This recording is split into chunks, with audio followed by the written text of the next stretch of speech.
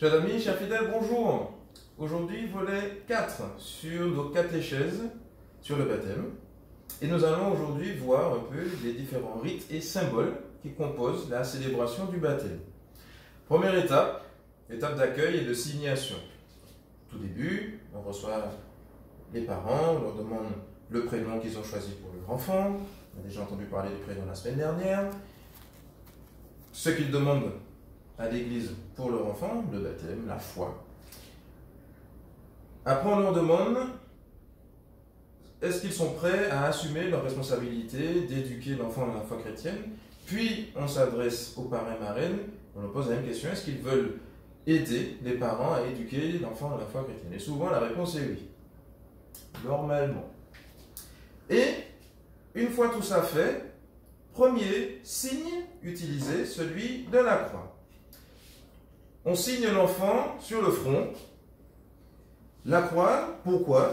C'est depuis que l'Église existe, dans les premiers siècles. Le signe de croix se faisait déjà, la pratique s'est développée assez tôt, de façon à ce qu'on puisse se revêtir du Christ chaque fois que nous faisons notre signe de croix, parce que mine de rien, le signe de croix c'est une prière. On se souvient que l'amour s'est exprimé sur une croix, on se revêtit de cet amour dans lequel on a été plongé pendant notre baptême. On se rappelle aussi que l'amour est trinitaire, parce qu'il venant du Père et du Fils et du Saint-Esprit. D'accord? Donc, premier signe que l'enfant reçoit sur le front, la croix. Deuxième signe, ou rite, la parole de Dieu, parole qui nous est donnée au cours de chaque célébration liturgique, pour que nous puissions entrer dans l'intelligence du mystère du baptême, qu'on puisse se réapproprier, pour les grands, le sens du baptême. Voilà, quand le prêtre fait son homélie aussi, ça nous aide à rentrer dans le concret de comment vivre le baptême, comment transmettre sa foi, comment aider l'enfant, plus tard, à aimer Dieu, aimer son prochain et s'aimer soi-même. Ensuite, une étape importante, la renonciation au péché et la profession de foi. Parce que c'est dans la foi de l'Église que ces enfants seront plongés. Et donc, il est important que les parents qui présentent l'enfant, les parrains-marraines qui présentent l'enfant, professent cette foi, puisqu'ils font cette démarche. Et donc, il y a d'abord ce moment où on demande, pour suivre Jésus-Christ, rejetez-vous le péché? Et la réponse est oui. Mais en tout cas, il faut s'efforcer de rejeter le péché. Et après, croyez-vous en Dieu avec les différentes étapes? Oui, je crois. Le dire, c'est l'affirmer, c'est vouloir le vivre également. Donc, ce n'est pas simplement des mots. Très important. Prochaine étape, le baptême en tant que tel, où l'enfant est soit immergé, soit on lui prend de l'eau qu'on lui verse sur la tête. Pour les plus grands, généralement, on les immerge. Au nom du Père et du Fils et du Saint-Esprit, où ils renaissent à la vie nouvelle, l'eau est un symbole de vie. L'eau est un symbole d'Esprit Saint, puisqu'ils reçoivent la vie dans l'Esprit. Prochain signe, symbole, le Saint-Crème.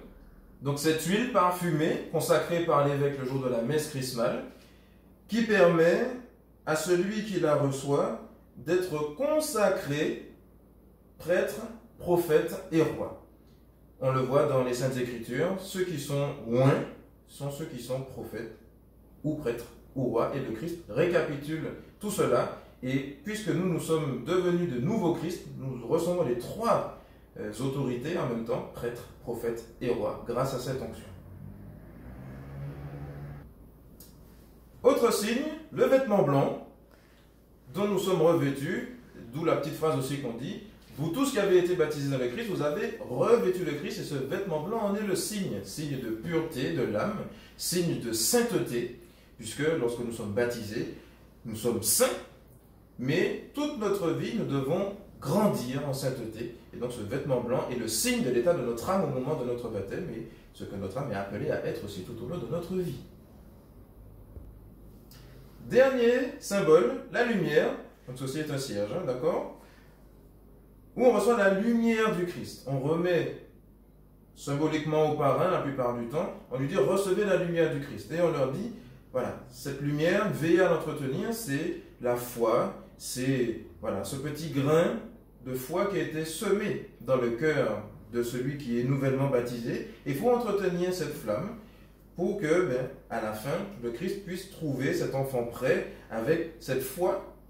Le Christ nous dit lui-même, quand le Fils de l'homme viendra sur la terre, trouvera-t-il la foi sur la terre? Trouvera-t-il nos lampes allumées? Voilà, cette lumière du ressuscité, allumée au Serge Pascal d'ailleurs, symbolise que nous sommes lumière dans le monde, ce que nous sommes finalement. Autant de rites, de symboles que nous avons qui nous rappellent notre identité profonde, de nouvellement nés à la vie divine, de lumière dans le monde, différentes choses qui nous aident finalement à nous enraciner dans notre foi chrétienne. Voilà pour aujourd'hui, chers amis. Restez à l'écoute pour notre dernière catéchèse sur le baptême la semaine prochaine.